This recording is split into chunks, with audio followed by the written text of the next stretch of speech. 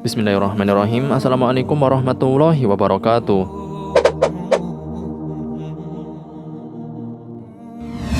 Saudara seiman, sujud merupakan salah satu rukun di dalam sholat dan identik sebagai gerakan penyembahan sebagai tanda ketundukan. Sebagian muslim menjadikan sujud sebagai identitas, menunjukkan bahwa dirinya beragama Islam. Seperti yang sering kita lihat, para pemain sepak bola muslim yang melakukan selebrasi sujud ketika telah mencetak gol atau ketika timnya memenangkan pertandingan. Begitulah sujud dilakukan sebagai identitas. Lantas bagaimana hukum sujud di luar sholat? Ini dia ulasannya. Tonton terus video ini hingga selesai agar tidak salah paham. Tapi sebelum lanjutin videonya, bagi kamu yang belum, jangan lupa untuk klik tombol subscribe dan follow fanpage kami di Facebook agar kamu dapat video bermanfaat selanjutnya dari channel ini.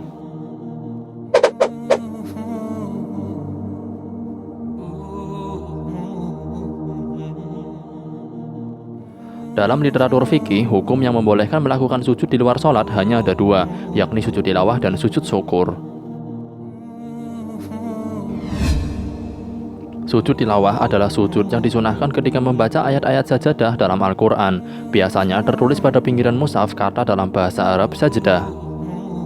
Haji Syakib Mahfud dalam bukunya yang berjudul Mutiara Juz Amma menyebutkan bahwa orang yang membaca ayat sajadah ini disunahkan untuk melakukan sujud, baik di dalam maupun di luar sholat.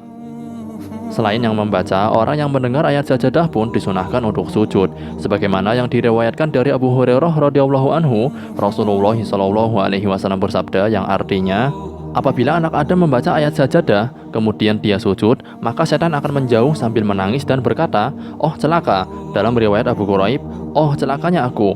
Anak Adam diperintahkan untuk sujud dan dia bersujud, maka dia mendapatkan surga. Sedangkan aku diperintahkan untuk sujud tetapi aku menolak, maka aku mendapatkan neraka.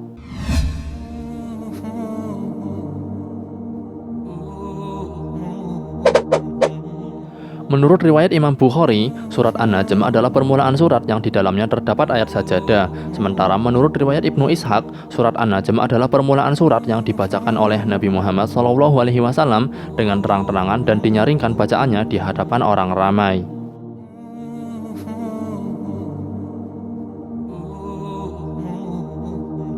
Berdasarkan riwayat, ketika surat An-Najm telah diturunkan kepada Nabi SAW, kemudian Nabi SAW membacakan seluruh surat tersebut di Masjidil Haram dan didengarkan oleh kaum muslimin dan musyrikin. Kemudian, ketika bacaan Nabi SAW sampai di ayat yang terakhir, beliau bersujud. Ayat tersebut berbunyi, "Fasjudu lillahi wa'budu." Maka bersujudlah kepada Allah dan sembahlah Dia. Al-Quran Surat An-Najm ayat ke-62. Seluruh kaum muslimin dan musyrikin yang ada di sana lantas bersujud mengikuti Nabi SAW, kecuali seorang musyrik yang tidak ikut bersujud. Namun dia mengambil segenggam tanah di telapak tangannya, lalu bersujudlah ia di atas telapak tangannya. Menurut riwayat, nama seorang musyrik itu adalah Umayyah bin Khalaf, seorang dari golongan pemuka musyrikin yang sangat memusuhi dakwah Nabi SAW.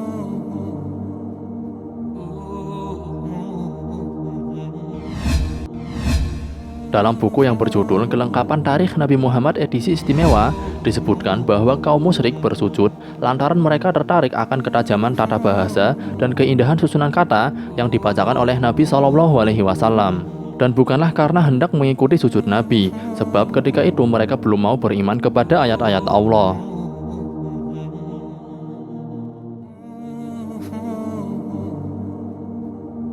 Mengutip dari Jannah Firdaus Media Pro, dalam bukunya berjudul Risalah Tuntunan Fikih Lengkap Kaum Wanita Muslimah, edisi Bahasa Indonesia, menyebutkan bahwa ayat-ayat sajadah di dalam Al-Quran terdapat pada 15 tempat. 4 imam mazhab sepakat bahwa ayat sajadah ada 10 ayat. Sementara itu, Ibnu Ishaq bin Rahawayh berpendapat jumlah ayat sajadah adalah 15, yakni 10 ayat yang disepakati keempat imam mazhab ditambah dengan 5 ayat lain. Di antaranya, 4 ayat yang termasuk ayat sajadah namun diperselisihkan, tetapi ada dalil sahih yang menjelaskannya. Sementara 1 ayat yang masih diperselisihkan dan tidak ada hadis marfu yang sampai pada Nabi SAW yang menjelaskannya. Akan tetapi, banyak sahabat yang menganggap bahwa ayat ini adalah ayat sajadah.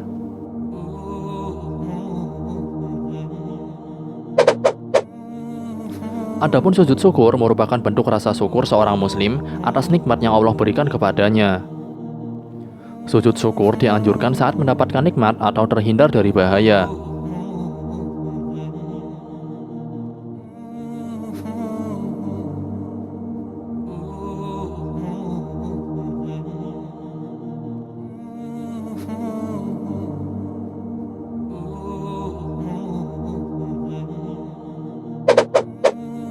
Anjuran sujud syukur ini didasarkan pada hadis riwayat Ibnu Majah bahwa sahabat Abu Bakrah mengatakan, bila Rasulullah SAW mendapati kemudahan dan kabar gembira, beliau langsung tersungkur bersujud kepada Allah Subhanahu wa Ta'ala. Hadis riwayat Ibnu Majah.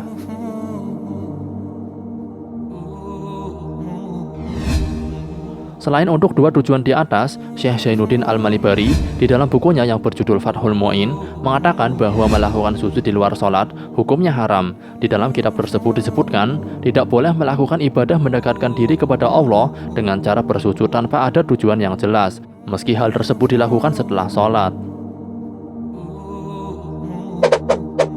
Melakukan sujud untuk mensyukuri datangnya nikmat atau terhindar dari musibah bisa dilakukan di mana saja. Namun, sebagian pendapat ulama fikih berpendapat tetap harus memperhatikan beberapa rukun dan syarat seperti halnya di dalam sholat, yaitu suci dari hadas, dilakukan dengan menutup aurat, menghadap ke arah kiblat, serta membaca doa di dalam sujud syukur. Akan tetapi, bila hal itu tidak memungkinkan karena beberapa kondisi, maka pendapat yang tidak mensyaratkan wudhu bisa digunakan.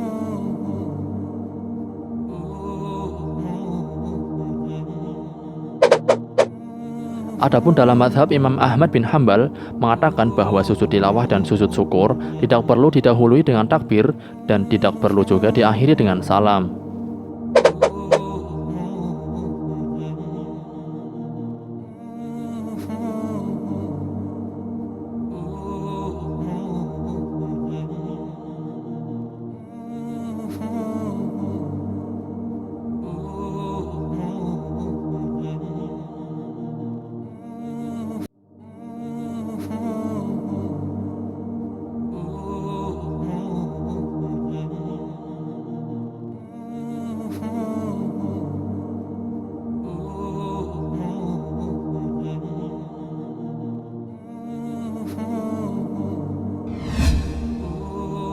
Wallahu a'lam bishawab. Saudara seiman, mari bagikan video ini ke semua sosial media kalian, karena sabda Nabi Muhammad SAW, sampaikanlah dariku walau hanya satu ayat. Wassalamualaikum warahmatullahi wabarakatuh.